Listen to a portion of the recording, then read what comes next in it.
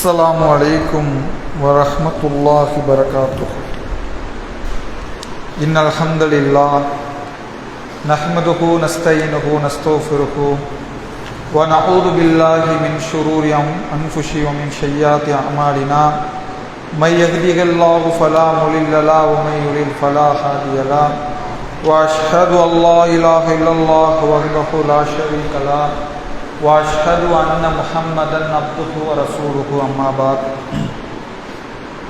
يا أيها الناس اتقوا ربكم الذي خلقكم من نفس واحدة وخلق منها زوجها وبث منهما رجالا كثيرا ونساء واتقوا الله الذي تساءلون به والأرحام إن الله كان عليكم رقيبا. எல்லா புகழும் புகழ்ச்சியும் அல்லாஹ் ஒருவனுக்கே உரித்தாகட்டுமாக. அல்லாஹ்வுடைய அருளும் கருணையும் நம் உயிரிலும் மேலான நபிகள் நாயகம் ஸல்லல்லாஹு அலைஹி வஸல்லம் அவர்கள் மீதும் அவர்களை அப்படியே பின்பற்றி வாழ்ந்த சத்திய சஹாபாக்கள் மீதும் தாபீன்கள் தபர் தாபீன்கள் மீதும் குறிப்பாக இங்கு நிலவக்கூடிய நம் அனைவரின் மீதும் என்றென்றும் நின்று நிலவுமாறு. பேரன்புக்குரிய எல்லாம் நல்ல அல்லாஹ்வின் நல்லடியார்களே, நம்முடைய ஜம்மியத்துல் அஹ்லுல் குர்ஆன் வல் ஹதீஸ் கம்பம் கிளை சார்பாக தொடர்ச்சியாக நடைபெறுகிற இந்த வாராந்திர பயான் நிகழ்ச்சியிலே நாம் எல்லாம் பங்கெடுத்திருக்கிறோம். அல்லாஹ்வுடைய மிகப்பெரிய அருளால் இது போன்ற பயான் நிகழ்ச்சிகளை தொடர்ந்து நீங்கள் பங்கெடுத்து வருகிறீர்கள். அல்லாஹ் அருள்வானாக. அல்லாஹ் ரப்பல் ஆலமீன் திருமறை குர்ஆனிலே சொல்லி காட்டுகிறான், அவர்களுக்கு நாம் நன்மை செய்ய நாடி இருந்தால் நல்ல விஷயங்களை கேட்க செய்திருப்போம் என்று அல்லாஹ் சொல்லி காட்டுகிறான். அந்த அடிப்படையிலே ஒரு அடியானுக்கு அல்லாஹ் நன்மை செய்ய முடிவெடுத்து விட்டால் அந்த அடியானுக்கு அல்லாஹ் ரப்பல் ஆலமீன் நல்ல விஷயங்களை கேட்கக்கூடிய ஒரு வாய்ப்பை அல்லாஹ் ரப்பல் ஆலமீன் ஏற்படுத்தி கொடுப்பான். நம்மெல்லாம் என்ன நினைக்கிறோம்னா, அல்லாஹ் நம் மீது அன்பு வைத்து விட்டால் நிறைய செல்வந்தராக மாறிடணும், நிறைய பொருளாதாரம் கொட்டி கிடக்கணும், நன்றாக ஒரு அதிகாரம் வந்துடணும் அப்படின்னு இதுதான் அல்லாஹ்வுடைய அருள் என்று நினைக்கிறோம். ஆனால் அல்லாஹ் நிஜமாக சொல்லும் பொழுது, நாம் அவர்களுக்கு நன்மை செய்ய நாடி இருந்தால் நல்ல விஷயங்களை கேட்க செய்திருப்போம் என்று அல்லாஹ் சொல்லுகிறான். அந்த அடிப்படையிலே நல்ல விஷயங்களை கேட்கிற இந்த வாய்ப்பு என்பது அல்லாஹ் நமக்கு கொடுத்திருக்கிற ஒரு அற்புதமான ஒரு நல்ல சந்தர்ப்பம் என்பதை நாம் எல்லாம் விளங்கிக் கொள்ள வேண்டும். அதே போல் அல்லாஹ் ரப்பல் ஆலமீன் திருமறை குர்ஆனிலே சூரா முல்க் என்கிற அத்தியாயத்திலே அல்லாஹ் சொல்லும்போது சொல்லுகிறான், நரகவாதிகள் சொல்லக்கூடிய அந்த வார்த்தையை அல்லாஹ் பதிவு செய்கிறான்.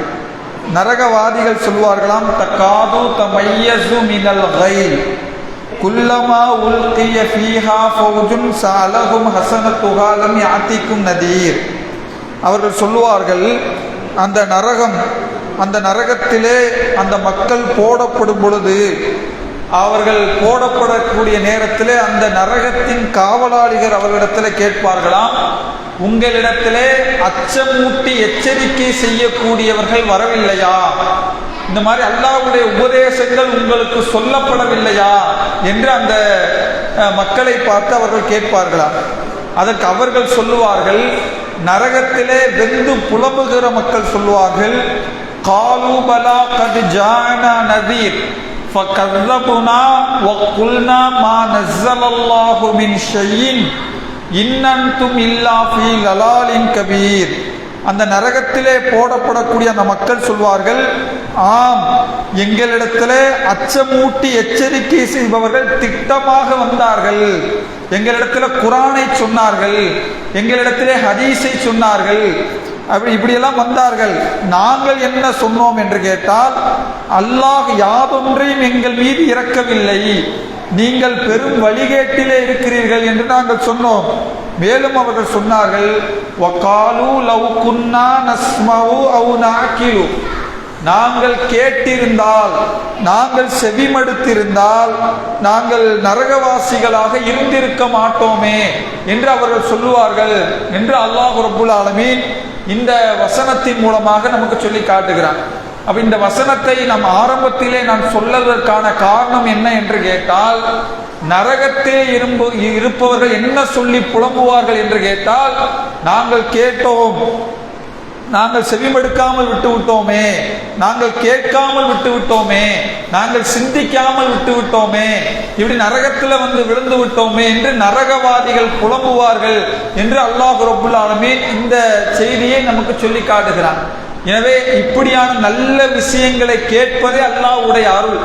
நல்ல விஷயங்களை, பயான்களை, குரானை, ஹதீஸை கேட்காமல் ஆக்கியிருக்கிறான் பாருங்க, அவர்கள் தான் நரகத்தில் இருந்து உண்டு நாங்கள் கேட்காம போயிட்டோம், நாங்கள் செவியுறாமல் போய்விட்டோம், நாங்கள் சிந்திக்காமல் போய்விட்டோம் என்று அந்த மக்கள் சொல்லுவார்கள் என்று அல்லாஹ் ரப்புல் ஆலமீன் திருமறை குரானிலே நமக்கு சொல்லி காட்டுகிறான். அந்த அடிப்படையிலே இங்கே வந்து அல்லாஹ்வுடைய மார்க்கத்தை அறிந்து கொள்ளக்கூடிய ஒரு நல்ல வாய்ப்பை அல்லாஹ் ரப்புல் ஆலமீன் உங்களுக்கும் எனக்கும் தந்திருக்கிறான் என்று சொன்னால், நிச்சயமாக இது அல்லாஹ்வுடைய மிகப்பெரிய அருள் என்றுதான் நாம் சொல்ல வேண்டும். அதே நேரத்தில் அன்புள்ள சகோதர சகோதரிகளே, நான் உங்கள் முன்னால் பேச எடுத்துக்கொண்ட தலைப்பு துவா ஏற்றுக்கொள்ளப்பட என்கிற தலைப்பை நான் தேர்ந்தெடுத்திருக்கிறேன். இந்த தலைப்பு தேர்ந்தெடுத்ததற்கான காரணம் என்ன என்று கேட்டால், இந்த உலகத்தில் மனிதனை இறைவனை நெருங்குவதற்கான ஒரு அற்புதமான ஊடகமாக அல்லாஹ் ரப்புல் ஆலமீன் துவா என்கிற அந்த அம்சத்தை அல்லாஹ் ரப்புல் ஆலமீன் ஆக்கியிருக்கிறார். இந்த துவா என்கிற அம்சம் எப்படிப்பட்ட அம்சம் என்று கேட்டால், இந்த துவா தான் இந்த உலகத்திலே மிகப்பெரிய மாற்றங்களை ஏற்படுத்தக்கூடிய ஒரு அற்புதமான ஒரு ஊடகமாக அல்லாஹ் ரப்புல் ஆலமீன் இந்த துவா என்கிற அம்சத்தை அல்லாஹ் ரப்புல் ஆலமீன் ஆக்கியிருக்கிறார். நீங்க சிந்திச்சு பாருங்க, அல்லாஹ் ரப்புல் ஆலமீன் இந்த உலகத்தை படைத்து, மனித சமுதாயத்தை படைத்து, மனித சமுதாயத்துக்கு எதுவெல்லாம் தர வேண்டுமோ அதையெல்லாம் அவன் நிர்ணயம் செய்துவிட்டு இந்த துவா என்கிற அம்சத்தை அல்லாஹ் ரப்புல் ஆலமீன் எடுத்திருக்கலாம். இந்த துவா என்கிற அம்சம் இல்லை, நீங்க உங்களுக்கு உலகத்திலே என்ன எழுதப்பட்டிருக்கிறதோ அதை நீங்கள் அடைந்து கொள்வீர்கள், துவா என்கிற ஒரு அம்சமே இல்லை என்று அல்லாஹ் சொல்லியிருக்கலாம். ஆனால் அல்லாஹ் ரப்புல் ஆலமீன் அப்படி சொல்லாமல், இந்த மனிதன் அவன் உலகத்திலே அவனுக்கு தேவையான எல்லா விஷயங்களும், அது குடும்பத்தில் ஏற்படக்கூடிய மாற்றமாக இருந்தாலும், உலகிலே ஏற்படக்கூடிய மாற்றமாக இருந்தாலும், அவனுக்கு எதுவெல்லாம் அவன் தேவை என்று கருதுகிறானோ அதெல்லாம் அல்லாஹ்விடத்திலே பெற்றுக்கொள்ளக்கூடிய ஒரு அற்புதமான வாய்ப்பை தான் அல்லாஹ் ரப்புல் ஆலமீன் இந்த துவா என்கிற அம்சத்தின் மூலமாக அல்லாஹ் ரப்புல் ஆலமீன் நமக்கு ஆக்கியிருக்கிறான். எனவே இந்த துவா என்கிற அம்சம் இருக்கு பாருங்க, இதை நாம் மிக சாதாரணமாக கருதி விடக்கூடாது. ஏதோ அல்லாஹ்ட்ட கேட்கிறோம் என்றால் ஒரு சடங்கு மாதிரியான அம்சமாக துவா என்கிற அம்சத்தை கருதி விடக்கூடாது. துவா என்கிற அம்சத்தை பொறுத்தவரை இந்த உலகத்திலே மிகப்பெரிய சக்தியாக அல்லாஹ் துவாவுக்கு அல்லாஹ் ரப்புல் ஆலமீன் கொடுத்திருக்கிறார். இன்னும் சொல்ல போனா நபிகள் நாயகம் ஸல்லல்லாஹு அலைஹி வஸல்லம் அவர்கள் சொன்னார்கள், அத்துவாவு ஹுவல் இபாதா, துவா என்றால் என்ன தெரியுமா என்று நபிகள் நாயகம் ஸல்லல்லாஹு அலைஹி வஸல்லம் அவர்கள் சொல்லும் பொழுது, துவா என்றாலே அது வணக்கம் தான் என்று நபிகள் நாயகம் ஸல்லல்லாஹு அலைஹி வஸல்லம் அவர்கள் சொன்னார்கள். அப்ப இந்த துவா என்கிற அம்சம் என்ன என்று கேட்டால், எப்படி நம் தொழுகை இறைவனுக்கு செய்ய வேண்டிய வணக்கமாக இருக்கிறதோ, நோன்பு இறைவனுக்கு செய்ய வேண்டிய வணக்கமாக இருக்கிறதோ, அதுபோல இஸ்லாத்தினுடைய ஏனைய அம்சங்கள் இறைவனுக்கு செய்ய வேண்டிய வணக்கமாக இருக்கிறதோ, அதுபோல இந்த துவா என்கிற அம்சம் இருக்கு பாருங்க, அதுவும் இறைவனுக்கு செய்ய வேண்டிய ஒரு அற்புதமான வணக்கம் என்று நபிகள் நாயகம் ஸல்லல்லாஹு அலைஹி வஸல்லம் அவர்கள் சொன்னார்கள். அந்த வார்த்தை எப்படி சொல்றாங்கன்னு பாருங்க, வணக்கம் என்றாலே துவா தான் என்று சொல்லிவிட்டார்கள். அப்ப தொழுகை என்பது வணக்கம் தான், வணக்கம் மட்டுமல்ல, அந்த வணக்கமே துவா தான். நோன்பு என்பது வணக்கம் தான், அது வணக்கம் மட்டுமல்ல, நோன்பு என்பது அது ஒரு துவா தான்.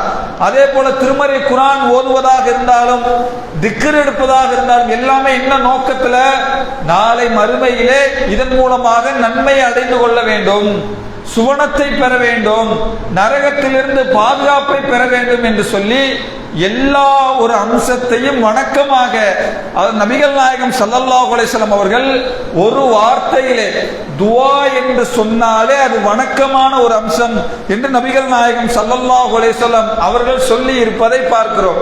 எனவே இந்த துஆ என்கிற அம்சத்தை நம்ம எப்படி புரிந்து கொள்ள கூடாதுன்னு கேட்டா, இன்னைக்கு நம்ம பரவலா நம்மகிட்ட வணக்கம் அல்லாஹ்வுக்கு செய்ய வேண்டியது என்று சொன்னால் தொழுகைக்கென்று அதிகமான நேரங்களை ஒதுக்குகிறோம். நிறைய தஹஜ்ஜுத்ல தொழுகிறோம், 5 நேரம் நம்ம மீது சுமத்தப்பட்ட கடமைகளை தொழுகிறோம், சுன்னத்தான வணக்கங்களை தொழுகிறோம். இப்படியாக நம் மீது சுமத்தப்பட்ட ஏராளமான வணக்கங்களுக்கு நிறைய நேரங்களை கொடுத்து அந்த வணக்கத்தை செய்கிறோம். நீங்க நோன்புங்கிற வணக்கத்தை கூட எடுத்து பாருங்க. காலையில் நோன்பு வைத்து விட்டால் சூரியன் மறைவதற்குள்ளாக நோன்பு என்கிற வணக்கத்தை நம்ம என்ன செஞ்சிருக்கோம், அதை கடைபிடிக்கிறோம். அதே போல குர்ஆன் ஓதுவதாக இருக்கட்டும், அதற்கென்று ஒரு நேரம் ஒதுக்கி அதற்கென்று ஒரு அதிகமான நேரங்கள் திருமறை குர்ஆனை ஓதுகிறோம். அதே போல திக்ர் என்கிற வணக்கத்தை எடுத்து பாருங்க, அதிலும் குறிப்பாக பெண்கள் இந்த குர்ஆன் ஓதுவதிலும் இந்த திக்ர் எடுப்பதிலும் இந்த இபாதத்துகளை நம்ம ரொம்ப அதிகமாக கவனம் செலுத்தி அதுல சில மணி நேரங்கள்ல அதற்கென்று ஒதுக்குகிறோம். ஆனா துஆவுக்கென்று ஒரு நேரம் ஒதுக்குகிறோமா என்பதை நம்ம சிந்திக்கணும். நம்ம அதிகபட்சமா எவ்வளவு மணி நேரம் துஆ கேட்டிருப்போம் அப்படின்னா, தொழுது முடிச்சுட்டு ஒரு 5 நிமிஷம் கேட்போம், அல்லது என்னைக்காவது நமக்கு ஒரு சிரமமான ஒரு சூழல், ஒரு கஷ்டமான ஒரு சூழல்னா அன்றைக்கு ஒரு 10 நிமிடம் அல்லாஹ்விடத்துல கேட்போம், ஒரு அரை மணி நேரம் அல்லாஹ்விடத்துல கேட்போம். நீங்க சிந்திச்சு பாருங்க, நம்ம யாராவது ஒரு நாளைக்கு நான் 2 மணி நேரம் அல்லாஹ்விடத்துல துஆ செய்கிறேன், 2 நேரம் அல்லாஹ்விடத்துல கையேந்தி கேட்கிறேன், 2 மணி நேரம் என்னுடைய எல்லா தேவைகளும் அல்லாஹ்விடத்துல சொல்லி தினசரி துஆவுக்கென்று ஒரு குறிப்பிட்ட நேரத்தை நான் ஒதுக்குகிறேன், அப்படி நம்மள யாராவது ஒதுக்கி இருக்கோமா? 2 மணி நேரம் வேணாம், ஒரு நாளைக்கு அரை மணி நேரம், ஒரு நாளைக்கு அரை மணி நேரம் அல்லாஹ்விடத்துல கையேந்தி நமக்கு தேவையான எல்லா அம்சங்களையும் அல்லாஹ்விடத்துல கேட்டு நமக்கான கோரிக்கைகளை வைத்து இப்படி அரை மணி நேரமாவது அல்லாஹ்விடத்திலே துஆ என்கிற வணக்கத்தை நாம் செய்கிறோமா என்று கேட்டால் இல்லை என்று தான் சொல்ல வேண்டும். அப்ப இந்த துஆவுல பெருசா நம்ம மெனக்கிடுவதில்லை, பெரிதாக அல்லாஹ்விடத்திலே நேரம் கொடுப்பது இல்லை. ஏன் அப்படின்னு கேட்டா, துஆ என்கிற இந்த வணக்கத்தை நம்ம என்ன நினைக்கிறோம்னு கேட்டா ஒரு அலட்சியமாக நினைக்கிறோம். இன்னும் சொல்ல போனா நம்ம துஆ தானே அப்படின்னு ரொம்ப சாதாரணமாக ஒரு சடங்கு மாதிரியான ஒரு காரியமாக துஆ என்கிற அம்சத்தை செய்கிறோம். ஆனா துஆ என்கிற அம்சத்தை அல்லாஹ் அப்படி சொல்லல. துஆவை பற்றி அல்லாஹ் எப்படி சொல்லுகிறான் என்று கேட்டால், உலகத்திலே உங்களுக்கு எது வேண்டுமோ அது ஹலாலான முறையிலே, இறைவன் அனுமதித்த முறையிலே, அல்லாஹ் சொன்ன அடிப்படையிலே உங்களுக்கு உலகத்திலே எது தேவையாக இருந்தாலும், அது பொருளாதாரமாக இருக்கலாம், அது குழந்தை செல்வமாக இருக்கலாம், அது ஆரோக்கியமாக இருக்கலாம், இப்படி உலகத்திலே எதுவாக வேண்டுமானாலும் இருக்கலாம். இப்படி உலகத்திலே உங்களுக்கு எது வேண்டுமோ அது அல்லாஹ்விடத்திலே கேட்டால் அதை கட்டாயமாக நான் தருவேன் என்று அல்லாஹ் சொல்லுகிறார். நம்ம கேட்கிறவங்கள துவா, அது எந்த துவாவாக இருந்தாலும் அது கட்டாயமாக உங்களிடத்தில் அங்கீகரிக்கப்படும் என்று அல்லாஹ் ரப்பல் ஆலமீன் சொல்லி காட்டுகிறார். எப்படி அல்லாஹ் சொல்றான்? திருமறை குர்ஆன்ல அல்லாஹ் ரப்பல் ஆலமீன் ஒரு இடத்துல அல்லாஹ் சொல்லும்போது சொல்லுகிறான், நபியே, என்னுடைய அடியார்கள் என்னை பற்றி கேட்டால், அல்லாஹ் எங்க இருக்கிறான், அல்லாஹ் எப்படிப்பட்டவன் என்று அல்லாஹ்வை பற்றி நீங்கள் கேட்டால் என்னுடைய அடியார்களிடத்தில் நீங்கள் சொல்லுங்கள், அவர்களின் பிடரி நரம்பை விட நான் நெருக்கத்தில் இருக்கிறேன் என்று நீங்கள் சொல்லுங்கள். அவர்களின் பிடரி நரம்பை விட நெருக்கத்தில் இருக்கிறேன் சொல்லிட்டு அல்லாஹ் அடுத்து சொல்லுகிறான், அவர்கள் எது வேண்டுமானாலும் என்னிடத்தில் கேட்கட்டும், அவர்களின் கோரிக்கைகளை நான் நிறைவேற்றுகிறேன் என்று நீங்கள் அந்த மக்களுக்கு சொல்லுங்கள் என்று அல்லாஹ் ரப்பல் ஆலமீன் திருமறை குர்ஆனிலே சொல்லி இருப்பதை பார்க்கிறோம். எனவே உலகத்திலே நாம் கேட்கிற எந்த கோரிக்கைகளாக இருந்தாலும் அது அல்லாஹ்விடத்திலே கேட்டால், அது அல்லாஹ்விடத்திலே கையேந்தினால் அந்த கோரிக்கைக்கு அல்லாஹ் கட்டாயமாக பதிலளிப்பார். அந்த கோரிக்கையை அல்லாஹ் ரப்பல் ஆலமீன் கட்டாயமாக நிறைவேற்றுவார். அந்த கோரிக்கையை நிறைவேற்றியே தீர்வான் என்று அல்லாஹ் வாக்குறுதி கொடுக்கிறார். சாதாரண மனித வாக்குறுதி அல்ல, அல்லாஹ்வுடைய வாக்குறுதினா அல்லாஹ் பொய் சொல்லுவானா? அல்லாஹ் வாக்குறுதி மீறுவானா? நீங்க சிந்திச்சு பாருங்க. அப்ப அல்லாஹ் ரப்பல் ஆலமீன் ஒரு வாக்குறுதி கொடுத்திருக்கிறான் என்று சொன்னால் அது கட்டாயமாக அது நிறைவேற்றியே தீரும். எனவே அல்லாஹ் என்ன சொல்றான் அப்படின்னு கேட்டா, உங்களுக்கு எது வேண்டுமானாலும் என்னிடத்துல கேளுங்கள் அப்படின்னு அல்லாஹ் சொல்லி காட்டுகிறான். இன்னும் நபிகள் நாயகம் ஸல்லல்லாஹு அலைஹி வஸல்லம் அவர்கள் சொன்னாங்க, இரவினுடைய 3வது பகுதியிலே அல்லாஹ் முதல் வானத்திலே இறங்கி வருகிறான். அந்த நேரத்தில் என்னுடைய அடியார்களை பார்த்து அல்லாஹ் சொல்லுகிறான், என்னுடைய அடியார்கள் யாராவது என்னிடத்தில் கேட்டால் அவர்களுக்கு நான் தருகிறேன், அவர்கள் பாவ மன்னிப்பு கேட்டால் அவர்கள் பாவங்களை மன்னிக்கிறேன், அவர்கள் எது வேண்டுமானாலும் என்னிடத்தில் கேட்டுக்கொள்ளட்டும் என்று அல்லாஹ் சொல்லுவதாக நபிகள் நாயகம் ஸல்லல்லாஹு அலைஹி வஸல்லம் அவர்கள் சொல்லுவதை பார்க்கிறோம். அப்ப நம்ம என்ன புரிந்து கொள்ளணும் என்று கேட்டால், இந்த மாதிரி அல்லாஹ் நிறைய வசனங்களிலே அல்லாஹ் என்ன சொல்லுகிறான் என்று கேட்டால், நீங்கள் அல்லாஹ்விடத்தில் எந்த கோரிக்கை வைத்தாலும் அந்த கோரிக்கை எப்படிப்பட்ட கோரிக்கையாக இருந்தாலும் அல்லாஹ்விடத்திலே அது ஏற்றுக்கொள்ளப்படும் என்று அல்லாஹ் சொல்லுகிறான். அல்லாஹ் அந்த துஆவை அங்கீகரிப்பான் என்று அல்லாஹ் சொல்லுகிறான். அல்லாஹ்விடத்திலே கேளுங்கள் என்று அல்லாஹ் சொல்லுகிறான். அல்லாஹ்வை தவிர வேறு யாரிடத்திலும் நீங்கள் கேட்டு விடாதீர்கள் என்று அல்லாஹ் ரப்பல் ஆலமீன் சொல்லி காட்டுகிறான். அப்ப இப்படி எல்லாம் அல்லாஹ் ரப்பல் ஆலமீன் வாக்குறுதி தருகிறான். ஆனா நம்ம அல்லாஹ்ட்ட கையேந்துறோமா? அல்லாஹ்ட்ட அதிகமா கேட்கிறோமா? நம்முடைய தேவைகளை அல்லாஹ்விடத்தில் முறையிடுகிறோமா என்று கேட்டால் பெரும்பாலான மக்களிடத்திலே இல்லை என்றுதான் நாம் சொல்லணும். ஏன் அப்படின்னா அதுக்கு நிறைய காரணங்கள் இருக்கிறது. நம்ம அல்லாஹ்ட்ட அதிகமாக கையேந்தி கேட்காமல் இருப்பதற்கு அல்லது கேட்ட அந்த ஒரு விஷயத்தை பற்றி கவனம் செலுத்தாமல் இருப்பதற்கு நிறைய துஆ என்கிற அம்சத்துல நம்முடைய உள்ளத்துல நிறைய சந்தேகம் இருக்கிறது. இப்ப இந்த உரையினுடைய நோக்கம் என்ன என்று கேட்டால், நம்ம உள்ளத்துல எதனாலெல்லாம் அல்லாஹ்விடத்துல கேட்க மறுக்கிறோமோ, அதான் கேட்டாச்சுல அல்லாஹ் அதான் முடிஞ்சிருச்சுல அப்படின்னு நம்ம உள்ளத்துல சந்தேகம் வரும்ல, அந்த சந்தேகங்களை ஒவ்வொன்றாக எடுத்து நம்ம இப்படி அல்லாஹ்விடத்துல கேட்காமல் இருப்பது சரிதானா என்பதுதான் இந்த உரையினுடைய சாராம்சம். அன்புள்ள சகோதரிகளே, முதல் விஷயம் என்னன்னு கேட்டா, அல்லாஹ்ட்ட நம்ம ஏன் அதிக நேரம் அல்லாஹ்ட்ட கேட்கறது இல்ல? ஏன் நம்முடைய தேவைகள் நம்ம கேட்கிறோம்?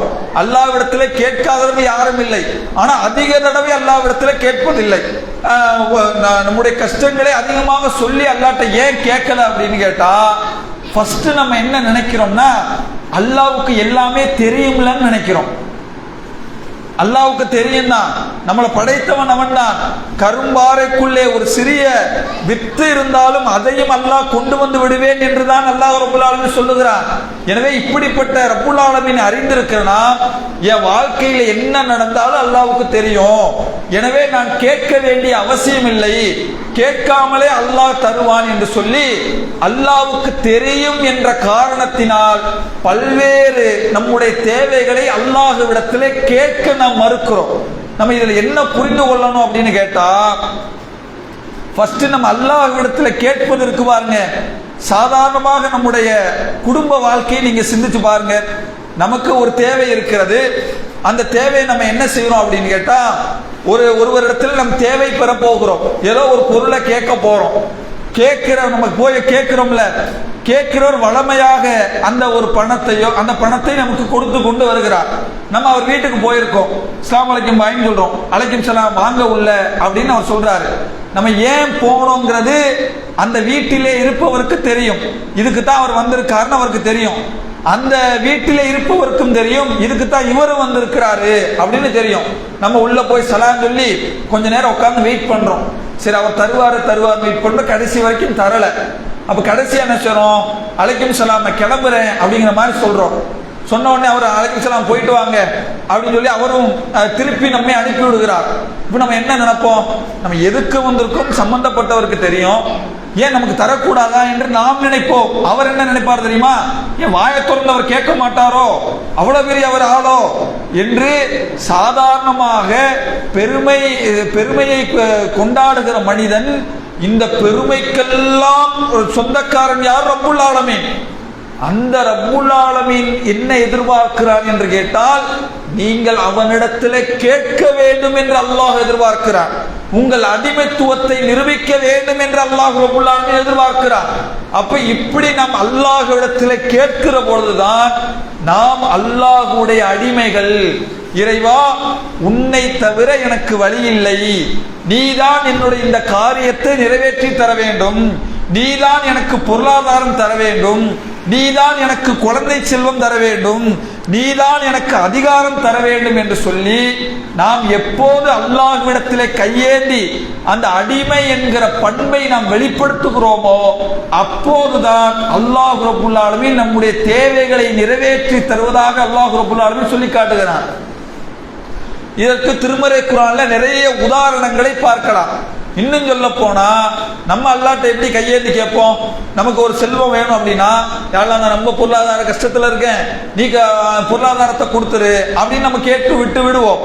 ஆனால் அல்லாஹ்விடத்தில் அப்படி கேட்க கூடாதான்.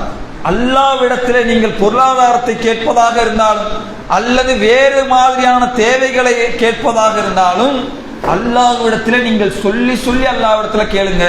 யா அல்லாஹ், இந்த மாதிரி ஒரு பொருளாதார கஷ்டம், இவர்கிட்ட போனேன், இவர் இந்த வார்த்தையை சொல்லிட்டாரு, இந்த மனுஷன் இப்படி பேசிட்டாரு, இந்த மனுஷன் இப்படி நடந்துட்டாரு, எனக்கு ரொம்ப கஷ்டமா இருக்கு, யா அல்லாஹ், இந்த மாதிரியான ஒரு சூழல்ல ஒரு முடிவு எடுத்திருக்கேன், அதனால இதை எனக்கு நிறைவேற்றி கொடு என்று சொல்லி உங்களுடைய கஷ்டங்களை அல்லாஹ்விடத்தில் நீங்கள் சொல்லி முறையிடும் பொழுது, நடந்த விஷயங்களை எல்லாம் எடுத்து சொல்லும் பொழுது, அதுதான் உங்களுடைய அடிமைத்தனத்தை நீங்கள் நிரூபிப்பதாக அல்லாஹ் ரப்புல் ஆலமீன் விரும்புகிறார்.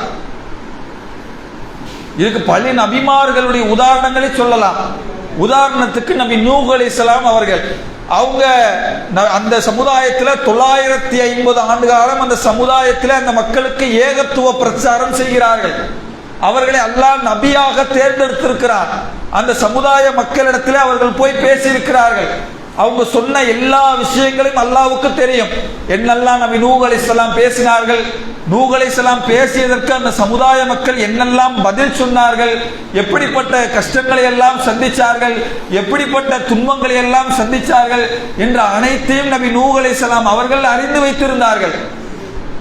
அறிந்து வைத்திருந்தாலும் கூட அவங்க அல்லாஹ்ட்ட கேட்கிற முறையை பாருங்க. அவங்க அல்லாஹ்விடத்தில் துஆ செய்கிறார்கள். அந்த சமுதாயத்தை அழிக்க வேண்டும் என்று அவர்கள் அல்லாஹ்விடத்தில் துஆ செய்கிறார்கள். அந்த துஆவை எப்படி செய்யல? யா அல்லாஹ், இந்த சமுதாயத்தை எவ்வளவோ கூப்பிட்டேன், ஒன்னும் திருந்த மாட்டாங்க, இந்த சமுதாயத்தை நீ அழித்து விடு, நான் இந்த சமுதாயத்தில் என்ன சொன்னேன்னா எல்லாமே உனக்கு தெரியும், நான் எப்படி நடந்தேன் என்பது உனக்கு தெரியும், எனவே இந்த சமுதாயத்தை அழித்து விடுன்னு நபி நூஹ் அலைஹிஸ்ஸலாம் அவர்கள் அப்படி துஆ கேட்கல. அவர்கள் எப்படி துஆ கேட்டார்கள் என்று சொன்னால், அவர்கள் செய்த எல்லா கஷ்டத்தையும் சொல்லி அல்லாஹ்விடத்தில் மன்றாடுகிறார்கள். ஒவ்வொன்றாக அல்லாஹ்விடத்தில் சொல்லுகிறார்கள். எப்படி சொல்றாங்க? நீங்க திருமறை குர்ஆனுடைய 71வது அத்தியாயத்தை எடுத்து பார்த்தால் தெரியும். 71வது அத்தியாயத்தில் அவர்கள் சொல்லிக்கொண்டே வருகிறார்கள். இரண்டாவது வசனத்திலிருந்து, அதாவது முதல் வசனத்திலிருந்து அல்லாஹ் சொல்லுகிறான், இன்னா அர்சல்னா நூஹன் இலா கௌமிஹி அன் அன்திர் கௌமக மின் கபுலி யஅதியகும் அஸாபுன் அலீம். நிச்சயமாக நாம் நூகை அவருடைய சமுதாயத்திற்கு அச்சமூட்டி எச்சரிக்கை செய்பவராக நாம் அனுப்பி வைத்தோம். அவர் சொன்னார், யாரு? நபி நூஹ் அலைஹிஸ்ஸலாம் அவர்கள் தன் சமூகத்தினருக்கு சொன்னதை அவர் அல்லாஹ்விடத்தில் கையேந்தி அவர் சொல்கிறார், கால யா கௌமி இன்னீ லக்கும் நதீரும் முபீன் அனி அப்துல்லாஹ வத்தகூஹு வஅதீஊன். என் சமுதாயத்தாரே, நிச்சயமாக நான் உங்களுக்கு பகிரங்கமாக அச்சமூட்டி எச்சரிக்கை செய்பவனாக இருக்கிறேன். அனி அப்துல்லாஹ வத்தகூஹு வஅதீஊன். அல்லாஹ்வே நீங்கள் வணங்குங்கள், அவனுக்கு அஞ்சி கீழ்ப்படிந்து நடங்கள். யக்ஃபிர் லக்கும் மின் துனூபிக்கும் வ யுஅഖிருக்கும் இலா அஜலின் முஸம்மா. நீங்கள் அவ்வாறு கீழ்ப்படிந்து நடந்தால் அல்லாஹ் உங்களுக்கு குறிப்பிட்ட காலம் வரை அவகாசம் தருவான். உங்களை அல்லாஹ் ரப்புல் ஆலமீன் மன்னிப்பார். மேலும் அவர் கேட்டார், கால ரப்பி இன்னி தஅவ்து கௌமி லைலவ் வ நஹாரா. என் இறைவா, என் சமுதாயத்தாரை நான் பகலிலும் அழைத்தேன் இறைவா, இரவிலும் அழைத்தேன் இறைவா. ஃபலம்மா யஸிதுகும் துஆஇ இல்லா ஃபிராரா. ஆனால் என்னுடைய அழைப்புக்கு அவர்கள் வெறுந்து ஓடுவதை தவிர வேறு எதுவும் அவர்கள் அதிகரிக்கவில்லை. வ இன்னி குல்லமா தஅது லி தக்ஃபிர லஹும் ஜஅலு அஸாபியகும் ஃபி ஆதானிஹிம் வஸ்தக்ஸு சியாபகும் மேலும் அவர் சொல்லுகிறார், யா அல்லாஹ், அவர்களை நான் மன்னிப்பை நோக்கி அழைத்த பொழுதெல்லாம் அவர்கள் தங்கள் காதுகளிலே விரலை வைத்து அடைத்துக் கொள்ளுகிறார்கள். அவர்கள் வழிகேட்டிலே பிடிவாதமாக இருக்கிறார்கள். மேலும் சொல்லுகிறார், சும்மா இன்னி தஅவ்துஹும் ஜிகாரா. யா அல்லாஹ், அவர்களை நான் சப்தமாக அழைத்தேன். யா அல்லாஹ், சும்மா இன்னி அலன்து லஹும் அஸ்ரர்து லஹும் இஸ்ராரா. பின்னர் அவர் சொல்லுகிறார், அவர்களை ரகசியமாக நான் அழைத்தேன் இறைவா. ஃபகுல்து அஸ்தக்பிரு ரப்பக்கும் இன்னஹு கான கஃபாரா. மேலும் உங்களுடைய இறைவனிடத்திலே நீங்கள் மன்னிப்பை தேடுங்கள். அப்படி அல்லாஹ்விடத்தில் நீங்கள் மன்னிப்பு கேட்டால் யுர்சிலி ஸமா அலைக்கும் மித்ராரா. அவன் உங்களை மன்னிப்பான், உங்கள் மீது மழை பொழிய செய்வான், உங்களுக்கான தோட்டங்களையும் ஆறுகளையும் அவன் கொடுப்பான். உங்களுக்கு என்ன நேர்ந்தது? மேலும் அவரிடத்தில் சொன்னேன், 7 வானங்களை அல்லாஹ் எப்படி அடுக்கடுக்காக படைத்திருக்கிறான் என்பதை நீங்கள் பார்க்க வேண்டாமா? சூரியனையும் சந்திரனையும் அல்லாஹ் ஒளி விளக்காக பிரகாசமாக ஆக்கியிருக்கிறான் என்பதை நீங்கள் பார்க்க வேண்டாமா? உங்களை பூமியில் அல்லாஹ் எப்படி வளரச் செய்திருக்கிறான் என்று அவர்களை நீ பார்க்க வேண்டாமா? என்றெல்லாம் தான் அந்த சமுதாயத்திலே செய்த எல்லா பிரச்சாரத்தையும் சொல்லி அல்லாஹ்விடத்திலே கையேந்துகிறார். இந்த துஆவுல நம்ம ரொம்ப கவனமா கவனிக்க வேண்டிய செய்தி, யா அல்லாஹ் நீ அழிச்சிருன்னு சொல்லிட்டு நூஹ் அலைஹிஸ்ஸலாம் போல எல்லாத்தையும் சொல்றாரு. யா அல்லாஹ், இந்த சமுதாயத்தை கூப்பிட்டேன், பகல்ல கூப்பிட்டேன் அல்லாஹ், இரவுல கூப்பிட்டேன் அல்லாஹ், சப்தமா கூப்பிட்டேன் அல்லாஹ், ரகசியமா வீடு வீடா சந்திச்சு கூப்பிட்டேன் அல்லாஹ். அவர் ரொம்ப வழிகேட்டிலே பிடிவாதமாக இருந்தார்கள். யா அல்லாஹ், நான் அடுக்கடுக்கான அல்லாஹ் வானத்தை எப்படி படைச்சிருக்கிறான் பாருங்க, பூமியை எப்படி படைச்சிருக்கிறான் பாருங்க, சூரியனை எப்படி படைச்சிருக்கிறான் பாருங்க, சந்திரனை எப்படி படைச்சிருக்கிறான் பாருங்க என்று எல்லாம் சொல்லி வந்தேன் இறைவா. கேட்க மறுக்கிறார்கள் இறைவா என்றெல்லாம் ஒரு நீண்ட கோரிக்கையை சொல்லிவிட்டு இறுதியாக அவர் சொல்லுகிறார், வகால நூஹு ரப்பி லா ததர் அலல் அர்லி மினல் காஃபிரீன தய்யாரா. யா அல்லாஹ், இவர்களை நீ, அதாவது நூஹ் சொன்னார், என் இறைவா, பூமியின் மீது நிராகரிப்பார்களை எவர்களையும் நீ வசித்திர விட்டு விடாதே. அப்படி அவர்களை நீ விட்டு வைப்பார்களேயானார் நிராகரிக்கிற பாவிகளை தவிர வேறு எவர்களையும் அவர்கள் பெற்றெடுக்க மாட்டார்கள். எனவே இந்த சமுதாயத்தை அழித்து விட இறைவா. எப்படி கேட்டு இவ்வளவு செய்திகளையும் சொல்லிட்டு அந்த சமுதாயத்தை அழிப்பதற்கான அந்த துஆவை நபி நூஹ் அலைஹிஸ்ஸலாம் அவர்கள் செய்தார்கள். அந்த சமுதாயத்தை அல்லாஹ் ரப்பல் ஆலமீன் அழித்திருக்கிறான். இந்த துஆ என்கிற அம்சத்தால் ஒரு சமுதாயம் அழிக்கப்பட்டிருக்கிறது என்று சொன்னால் எவ்வளவு மிகச்சிறந்த ஆயுதம் இந்த துஆ. எத்தனையோ சமுதாயங்கள் இந்த துஆவின் மூலமாக அல்லாஹ் பாதுகாத்திருக்கிறான். நபி யூனுஸ் அலைஹிஸ்ஸலாம் அவருடைய சமுதாயத்தில் அந்த சமுதாயத்தை அழைத்தார்கள், ஏற்றுக்கொள்ள மறுத்தார்கள். இறுதியாக அல்லாஹ்வுடைய வேதனையை அவர்கள் பார்த்த பிறகு, யா அல்லாஹ், எங்களை மன்னித்து விடு, நாங்கள் திருந்துகிறோம், அல்லாஹ்விடத்தில் கையேந்தி கோரிக்கை துஆ செய்தார்கள். அந்த துஆவை அல்லாஹ் ஏற்றுக்கொண்டு அந்த சமுதாயத்தை அல்லாஹ் மன்னித்தான். அப்ப இந்த துவா என்கிற அம்சத்தின் மூலமாக எத்தனையோ சமுதாய மக்கள் காப்பாற்றப்பட்டிருக்கிறார்கள். இந்த துவா என்கிற அம்சத்தின் மூலமாக எத்தனையோ சமுதாயம் அழிந்திருக்கிறார்கள். எனவே இந்த துவா என்கிற அம்சம் சாதாரண அம்சம் அல்ல. எனவே நாம் அதிகமான நேரங்களை அல்லாஹ்விடத்தில் கேட்க வேண்டும். நம்முடைய கேட்கக்கூடிய துவா எப்படி கேட்க வேண்டும் என்று கேட்டால், அந்த துவாவிடத்திலே நம்முடைய வாழ்விலே நடந்த சின்ன சின்ன விஷயங்களை கூட சொல்லி, நாம் சந்தித்த சின்ன சின்ன துன்பங்களை கூட சொல்லி, யா அல்லாஹ் இந்த மாதிரி நடந்தது இறைவா, இப்படி நடந்தது இறைவா, இவ்வளவு சிரமப்பட்டது இறைவா என்று ஒவ்வொரு விஷயங்களும் சொல்லி சொல்லி அல்லாஹ்விடத்தில் கேளுங்கள். அப்படி கேட்கும் பொழுதுதான் அல்லாஹ் அந்த துவாவை அங்கீகரிப்பார். இன்னும் சில பேர் ஏன் நம்ம அதிகமா துவா கேட்கறது இல்லைன்னா, ஏதோ ஒரு நாள் கேட்டுட்டு அப்படியே அந்த துவாவை விட்டுருது. மீண்டும் மீண்டும் அந்த துவாவை நாம் அல்லாஹ்விடத்தில் கேட்பதில்லை. ஏன் கேட்பதில்லை? அதான் அல்லாஹ்வுக்கு சொல்லியாச்சுல, அல்லாஹ்வுக்கு தெரியும்ல. நீங்க சிந்திச்சு பாருங்க, நாம் முழுமையாக அல்லாஹ்வுக்கு அடிமையாக மாற வேண்டும் என்று சொன்னால், யா அல்லாஹ் உன்னை தவிர எனக்கு வழி இல்லை, நீ தந்தால் மட்டுமே நான் தேவையுள்ளவன், உன்னை தவிர வேறு யாராலும் தர முடியாது என்று திரும்ப திரும்ப நாம் கேட்கும் பொழுதுதான் நாம் அல்லாஹ்விடத்திலே முழுமையாக அடிமை என்கிற அம்சத்தை வெளிப்படுத்துகிறோம். ஒரு மனைவி கணவனிடத்தில் கேட்பதாக இருந்தால் எப்படி கேட்பாங்க? ஒரு தடவை கேட்டு விட்டுருவோமா? 2 தடவை கேட்டுட்டு விட்டுருவோமா? எப்போது தருகிறாரோ தருகிற வரைக்கும் திரும்ப திரும்ப நாம் கேட்கிறோமே. கணவனும் என்ன செய்வாரு? நம்மளை விட்டா மனைவிக்கு வேற வழி இல்லை. எனவே மனைவி கேட்டால் ஒரு 5 தடவை 10 தடவை கேட்டானா ஒரு கணவனாக இருப்பவர் வாங்கி தருகிறார். அதே ஒரு நண்பர் கேட்டாருன்னா உடனே வாங்கி தந்துருவார். ஏன்? நம்மள்கிட்ட கேட்டு தரலன்னா வேற ஒரு ஆள்கிட்ட போயிடும். ஆனால் நம்ம மனைவி அப்படி அல்ல. ஒரு தடவை, 2 தடவை, 5 தடவை, எத்தனை தடவை கேட்டாலும் நம்மை விட்டால் வேறு யாரிடத்திலும் போய் கேட்க மாட்டார். எனவே ஒரு கணவனாக இருக்கக்கூடியவர் ஒரு மனைவி பல முறை கேட்டு எப்படி தன்னை விட்டால் வழி இல்லை என்று நினைக்கிறாரோ, அதுபோல் அல்லாஹ் எப்படி சோதிப்பான் தெரியுமா? என்னுடைய அடியான் எப்படி என்னிடத்தில் கேட்கிறார். ஏதோ ஒரு தடவை கேட்டு அல்லாஹ் நீ கொடுத்தா கொடு, கொடுக்காட்டி விட, அப்படி கேட்கிறானா?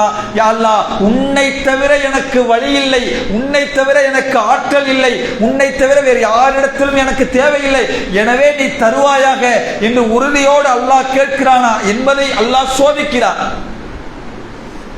எனவே எப்போதெல்லாம் அல்லாஹ்விடத்தில் நாம் கேட்கிறோமோ, எப்படி கேட்கணும்?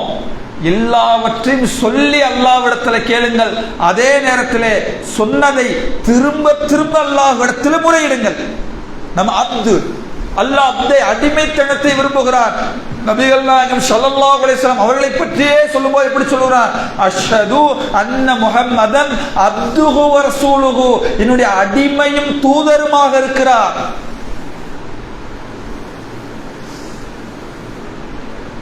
அல்லாஹ் ரப்புல் ஆலமீன் இப்படி திருமறை குர்ஆன் எடுத்துப்பார். என்னுடைய அடியார்களை பற்றி சொல்லும் பொழுதெல்லாம் அடிமைத்தனத்தை அவர்கள் வெளிப்படுத்துவார்கள் என்றே அல்லாஹ் சொல்லுகிறார். அப்ப இப்ப முழுமையாக இறைவனை நாம் சார்ந்திருக்கிறோம் என்று சொன்னால், அல்லாஹ்விடத்தில் நீங்கள் கேட்ட அந்த கோரிக்கையை திரும்ப திரும்ப கேளுங்கள், வலியுறுத்தி கேளுங்கள். யா அல்லாஹ் உன்னை விட்டால் எனக்கு வழி இல்லை, நீயே தரக்கூடியவன், நீயே சக்தி மற்றும் மிக்கவன் என்று அல்லாஹ்விடத்தில் வலியுறுத்தி கேளுங்கள். நபிகள் நாயகம் ஸல்லல்லாஹு அலைஹி வஸல்லம் சொன்னார்கள், நீங்கள் அல்லாஹ்விடத்தில் இப்படி கேட்காதீர்கள். எப்படி தெரியுமா? யா அல்லாஹ் நீ விரும்பினால் தா, விரும்பவில்லை என்று தராதே என்று அல்லாஹ்விடத்தில் கேட்காதீர்கள். அல்லாஹ்விடத்தில் எதை நீங்கள் கேட்பதாக இருந்தாலும் அதை வலியுறுத்தி கேளுங்கள் என்று சொன்னார்கள். அதே போல இன்னைக்கு நம்ம அல்லாஹ்விடத்தில் நிறைய துஆ கேட்கிறோம். அந்த துஆ எப்படி இருக்குன்னு கேட்டா, சாதாரண ஒரு மனிதனிடத்தில் கேட்பது போல, சாதாரண ஒரு பணக்காரனிடத்தில் கேட்பது போல, ஒரு மனிதனுக்கு என்ன முடியுமோ அப்படியான கோரிக்கைகளைத்தான் அல்லாஹ்விடத்தில் கேட்கிறோம். மாசம் ஒரு 10,000 ரூபாய் சம்பளம் வாங்குறவர் என்ன கேட்பாரு? யா அல்லாஹ் ஒரு 15,000 மாத்தி கொடுன்னு கேட்பார், ஒரு 20,000 மாத்தி கொடுன்னு கேட்பார். மாதம் 15,000 சம்பாதிக்கிற ஒருவர், யா அல்லாஹ் எனக்கு 1 கோடியாக அந்த சம்பளத்தை மாற்றி கொடு என்று கேட்பாரா? அப்படி கேட்க நமக்கு மனசு வருதா? ஏன் அப்படின்னா, அல்லாஹ்வை ஒரு மனிதனுடைய ஸ்தானத்திலே வைத்து பார்க்கிறோம். ஆனா நபிகள் நாயகம் ஸல்லல்லாஹு அலைஹி வஸல்லம் சொன்னார்கள், அல்லாஹ்விடத்தில் பேராசைப்படுங்கள், நீங்கள் கேட்டதை கொடுப்பார். எப்படிப்பட்ட கோரிக்கைகளும் அல்லாஹ்விடத்தில் கேளுங்கள் என்று சொன்னார்கள். நீங்கள் கேட்பது சாதாரண மனிதனிடத்தில் அல்ல, மனித சமுதாயத்தை படைத்த ரப்புல் ஆலமீனிடத்தில் கேட்கிறீர்கள்.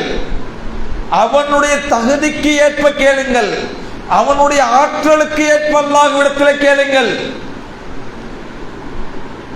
நபி ஜக்கரியா அலைஹிஸ்ஸலாம் அவர்கள் அல்லாஹ்விடத்தில் கேட்டார்கள். எப்படி கேட்டார்கள் தெரியுமா?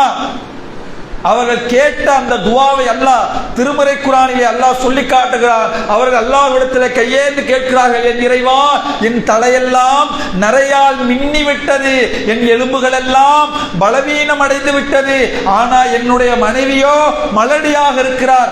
ஆனாலும் உன்னிடத்திலே நான் குழந்தையை கேட்பதை நிறுத்த மாட்டேன் யா அல்லாஹ், நீ எனக்கு தருகிற ஆற்றல் படைத்தவன்.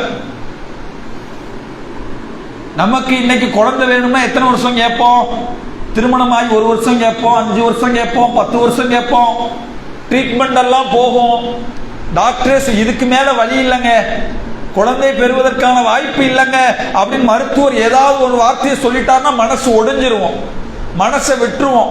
இனிமேல் போய் என்ன அல்லாட்ட ஏதாவது வாய்ப்பு இருக்குன்னு இத்தனை நாள மருத்துவர் சொல்றாரு, முடிஞ்சிருங்க, இந்த டேப்லெட்டை சாப்பிடுங்க, இதை சாப்பிடுங்க, எப்படியாவது நடந்துருங்க அப்படின்னு ஏதாவது மருத்துவர் ஏதாவது ஒரு சின்ன ஐடியா கொடுத்தா கூட ஒரு மனசு தெம்பு இருக்கும். அதே மருத்துவர் இனி வாய்ப்பில்லை என்று சொல்லிவிட்டால் அவ்வளவுதான் அந்த பிரார்த்தனை.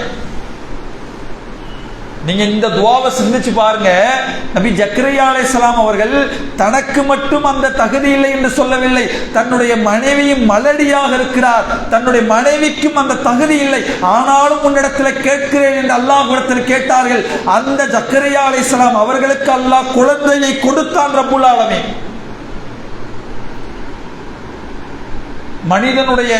மனிதனுடைய உதவி இருக்க முடியுமா? ரப்புல் ஆலமீன் உதவி எப்படிப்பட்ட உதவி? எதெல்லாம் மனித மூளைக்கு எட்டாதோ, எதெல்லாம் மனிதனால் முடியாதோ, எல்லாம் மனிதனால் செய்ய முடியாதோ அப்படிப்பட்ட அதிசயத்தை எல்லாம் நிகழ்த்தி காட்டியவன் ரப்புல் ஆலமீன். ஏதோ நபிமார்களுக்கு மட்டுமல்ல, யாரெல்லாம் அல்லாஹ்விடத்திலே உறுதியோடும் இக்லாஸோடும் நடக்கும் என்கிற நம்பிக்கையிலும் கேட்பார்களோ கட்டாயமாக அந்த அற்புதத்தை நமக்கு அல்லாஹ் நடத்தியே காட்டுவார். நம்ம கேட்கும் போதே ஒரு கோரிக்கை வைக்கிறோம், அல்லாஹ்விடத்தில் ஏதோ கோடீஸ்வரன் ஆகணும்னு கேட்கிறோம். எல்லாம் நான் இருக்கிற இந்த பகுதியில எனக்கு ஒரு 5 சென்ட்ல வீடு வேணும் யாராவது கேட்போமா? வாங்குறது இருக்கிறது வாடகை வீடு, சம்பாதிக்கிறது மாசம் 10,000 ரூபாய் சம்பளம். நம்ம என்னைக்கு சம்பாதிச்சு என்னைக்கு சேர்த்து வச்சு நம்ம இருக்கிற ஏரியாவில் என்னைக்கு இதெல்லாம் நடக்கிற காரியமா பாய்? அப்படி நினைக்காதீங்க. நாங்க நபிகள் நாயகம் ஸல்லல்லாஹு அலைஹி வஸல்லம் அவர்கள், உங்கள் உள்ளத்தில் ஆசை இருந்தால் அந்த கோரிக்கை அல்லாஹ்ட்ட கேளுங்க. யா அல்லாஹ் எனக்கு ஒரு வீட்டை கொடு, நல்ல வாகனத்தை கொடு, இருக்கிற இடத்தை கொடு, தருவேன் என்று அல்லாஹ் வாக்குறுதி கொடுக்கிறான். எப்படி கேட்கணும்? உறுதியாக கேட்கணும். அல்லாஹ் தருவான் என்ற நம்பிக்கையிலே கேட்கணும். அடுத்து அந்த துஆவில் நபிகள் நாயகம் ஸல்லல்லாஹு அலைஹி வஸல்லம் அவர்கள் கேட்டார்கள், ஒரு அடியான் அல்லாஹ்விடத்தில் துஆ செய்கிறார். எதுவரை என்று கேட்டால், அந்த அடியான் அவசரப்படாதவரை நான் அல்லாஹ்விடத்தில் கேட்டேன், அல்லாஹ் என்னுடைய கோரிக்கைக்கு செவிசாய்க்கவில்லை என்று அவன் அவசரப்படாத வரை அந்த துஆவினிடத்தில் ஏற்றுக்கொள்ளப்படும். இன்னைக்கு நம்ம துஆ, இன்னைக்கு நம்ம என்ன நினைக்கிறோம்னு கேட்டா, இன்னைக்கு அல்லாஹ்ட்ட ஒரு கோரிக்கை வச்சா அடுத்த வாரமே அது நிறைவேறும், அடுத்த மாதமே அந்த கோரிக்கைக்கு செவிசாய்த்து விடணும். இன்னைக்கு நம்ம ஒரு வீடு வாங்கணும்னு கேட்கிறோம், கையில ஒரு 5 லட்சம் ரூபாய் வச்சிருக்கிறோம், யாரெல்லாம் எனக்கு ஒரு வீட்டை கூடுன்னு கேட்கிறோம். கேட்டா அடுத்த வாரமே 3 லட்சமா மாறுது, அடுத்த மாசமே 2 லட்சமா மாறுது, அடுத்த வருஷம் 1 லட்சம். 5 லட்சம் ரூபாய் வச்சிருந்து கேட்டிருக்க நம்ம 1 லட்சம் ஒண்ணுமே இல்லாத நிலைக்கு வந்துட்டோம். இப்ப என்ன நினைப்போம்?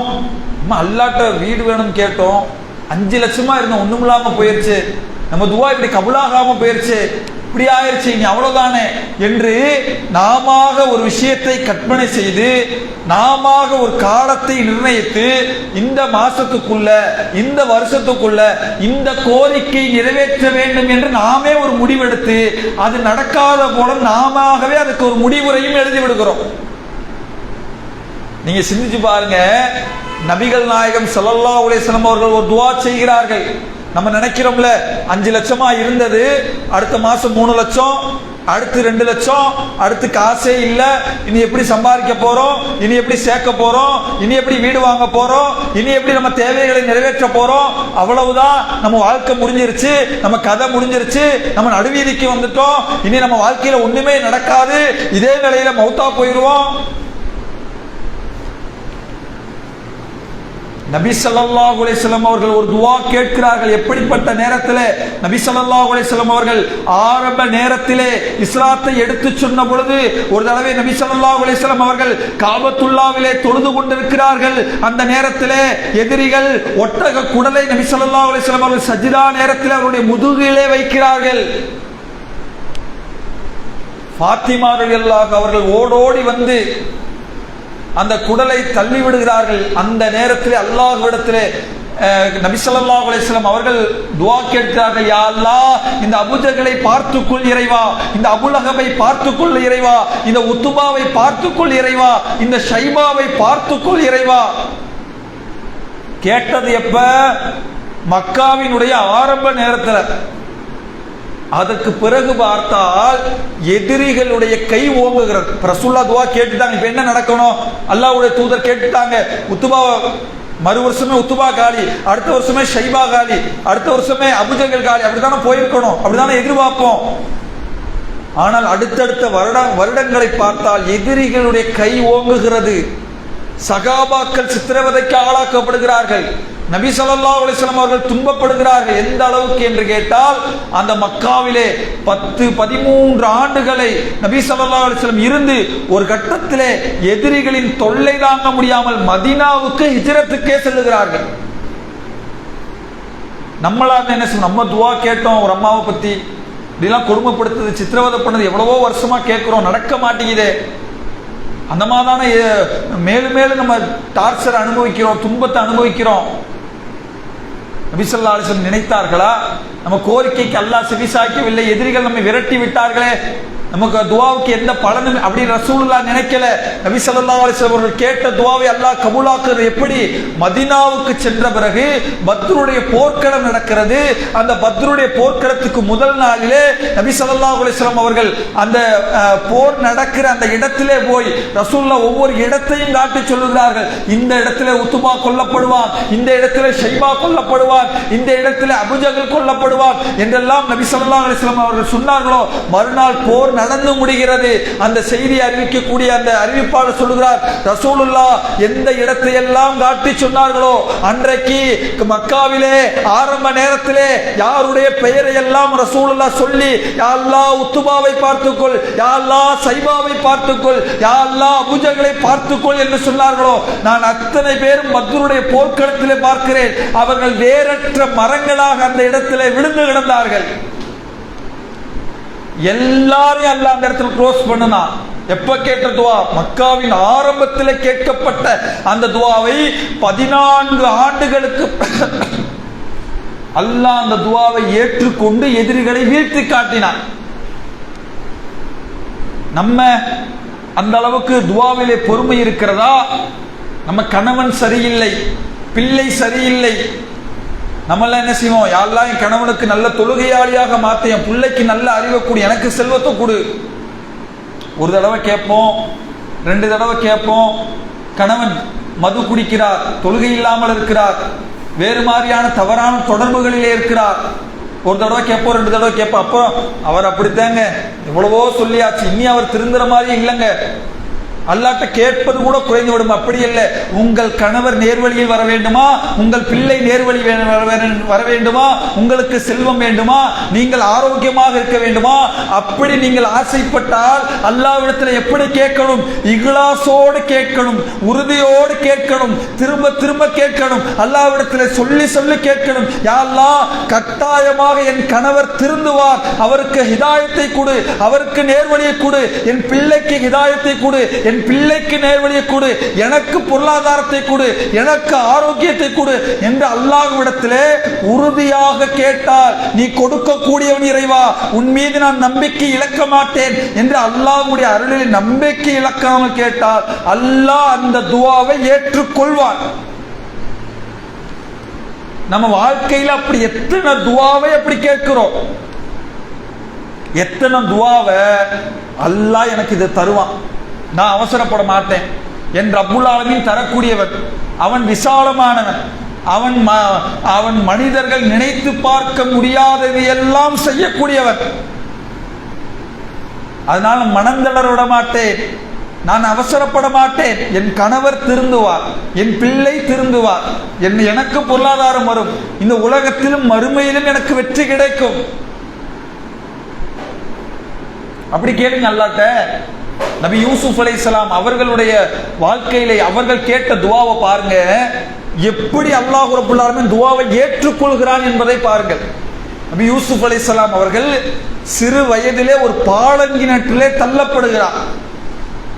தள்ளப்படும் போது ஒரு சின்ன வயசு, என்ன நினைச்சிருப்பாரு? யாரெல்லாம் குடும்பத்தோடு சேர்த்து விடுன்னு நினைக்க மாட்டாரா? அல்லாஹ்ட்ட கேட்டிருக்க மாட்டாரா? கேட்டோன்னு என்ன நடக்குது? ஒரு அடிமையாக ஒரு சந்தையிலே விற்கப்பட்டு நாடு விட்டு நாடு கடத்தப்படுகிறார். அதற்கு பிறகு சிறைச்சாலைக்கு செல்லப்படுகிறார். கேட்டது என்ன? என் குடும்பத்தோடு சேர்த்து வச்சிருன்னு கேட்டிருப்பார்ல, என் சகோதரனோட சேர்த்து வைத்து விடு இறைவா, என் தந்தையோடு சேர்த்து வைத்து நினைச்சிருப்பாரு, கேட்டிருப்பாரு. ஆனால் ஊரு விட்டு ஊரு, நாடு விட்டு நாடு, ஒரு கட்டத்தில் சிறைச்சாலையிலே நீண்ட காலம்.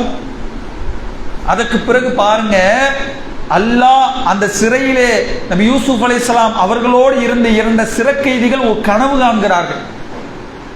அந்த கனவுக்கான விளக்கத்தை நபி யூசுப் அலைஹிஸ்ஸலாம் கொடுத்துட்டு மன்னர்கிட்ட போய் என்னை பத்தி சொல்லுங்கிறார்.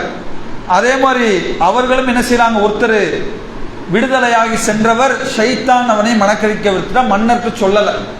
அல்லாஹ் எப்படி பாருங்க, அல்லாஹ் மன்னரை ஒரு கனவு காண்க வைக்கிறார். மன்னர் அந்த கனவுக்கான விளக்கத்தை ஊரெல்லாம் கேட்கிறார். இந்த கனவுக்கு என்ன விளக்கம் யாராவது சொல்ல முடியுமா? அப்போதுதான் நம்ம யூசுப் அலைஹிஸ்ஸலாம் அவர்களோடு கூட இருந்தார்ல, அவருக்கு நினைவு வருகிறது, நான் சிறைச்சாலையில் இருந்தபோது இந்த மாதிரி ஒருத்தர் இருந்தாரு, கனவுக்கு விளக்கத்தை சொன்னார்னு அவரை அழைத்து வாருங்கள் என்று சொல்லப்படுகிறது. நபி யூசுப் அலைஹிஸ்ஸலாம் அவர்கள் அழைத்து வரப்படுகிறார். மன்னருக்கான கனவின் விளக்கத்தை அவர்கள் சொல்லுகிறார்கள். இறுதியாக அந்த நாட்டினுடைய அமைச்சராக மாறுகிறார். இறுதியாக எந்த சகோதரர்கள் பாலங்கிணற்றிலே தள்ளினார்களோ அந்த சகோதரர்கள் நாடு விட்டு நாடு வந்து உணவு தேவைக்காக அந்த நாட்டிலே வருகிறார்கள். யூசுப் அலைஹிஸ்ஸலாம் அடையாளம் கண்டு கொள்கிறார். அந்த நேரத்தில் தன்னுடைய தந்தை அழைத்து வரப்பட்டு அங்கே அத்தனை சகோதரர்களை மன்னிக்கிறார். மீண்டும் யூசுப் அலைஹிஸ்ஸலாமுடைய குடும்பம் ஒன்று சேரப்படுகிறது. அல்லாஹ் அந்த குடும்பத்தை இணைக்கிறார். பாருங்க, நபி யூசுப் அலைஹிஸ்ஸலாம் கேட்டது குடும்பத்தோடு சேர வேண்டும் என்று சொல்லி, கேட்ட உடனே வேற நாட்டுக்கு போய் வேற நாட்டினுடைய சிறைச்சாலைக்கு தள்ளப்பட்டு அங்கிருந்து பல ஆண்டு காலம் அந்த சிறைக்குள்ளே இருந்து ஒரு கனவின் மூலமாக அல்லாஹ் ஒரு கனவின் விளக்கத்தை கொடுத்து மன்னருக்கு ஒரு கனவை வர வைத்து மன்னர் அந்த கனவுக்கான விளக்கத்தை தேடி எப்படி கனெக்ட் பண்றான் பாருங்க. எப்படி அவர் அந்த சிறைச்சாலையிலிருந்து வெளியே வர்றதுக்கு அல்லாஹ்வுடைய வழிமுறையை பாருங்கள். நம்ம நினைக்கிற மாதிரி நம்ம ஒரு வழிமுறையை போட்டிருப்போம், நம்ம ஒரு திட்டம் போட்டிருப்போம். இந்த மாதிரி சேர்த்தா இந்த மாதிரி நல்ல பொருளாதாரம் சேர்க்கிறேன், 5 வருஷத்துல இதை சேர்ந்து அது 1000, இது நடந்துரும், திருமணம் நடந்துரும், குழந்தை பிறந்துரும், இப்படி எல்லாம் நடந்துரும் அப்படின்னு நாம ஒரு திட்டமிடுதலை நாம் செய்திருப்போம். அந்த திட்டமிடுதல் அல்ல, அல்லாஹ் ஒரு திட்டமிடுதலை செய்திருப்பான். அந்த திட்டமிடுதலுக்கு நாம் பொறுமையோடு அல்லாஹ் செய்து தருவான் என்று உறுதியோடு இருந்தால் கட்டாயமாக அல்லாஹ் அதை செய்து தருவான். இப்ப துவா என்கிற அம்சம் நம்முடைய வாழ்க்கையிலே மிக முக்கியமான ஒரு பகுதி. துவாவை அவ்வளவு லேசாக கடந்துடாதீங்க. அல்லாஹ்ட்ட கையேந்தி கேட்கிறத ஏதோ தந்தாத்தா தராட்டி போ அப்படிங்கிற மாதிரி செய்து விடாதீர்கள். துவா என்கிற அம்சத்தின் மூலமாக இந்த உலகத்தில் மிகப்பெரிய மாற்றத்தை அல்லாஹ் உருவாக்குவார். நீங்கள் கேட்கக்கூடிய அந்த துவாவுக்கு அல்லாஹ் இந்த உலகத்தையே தலைகீழாக மாற்றுவான் உங்கள் துவாவுக்காக. அப்படிப்பட்ட ஒரு அற்புதமான ஆயுதமாக அல்லாஹ் இந்த துவா என்கிற அம்சத்தை அல்லாஹ் ரப்பல் ஆலமீன் வைத்திருக்கிறான்.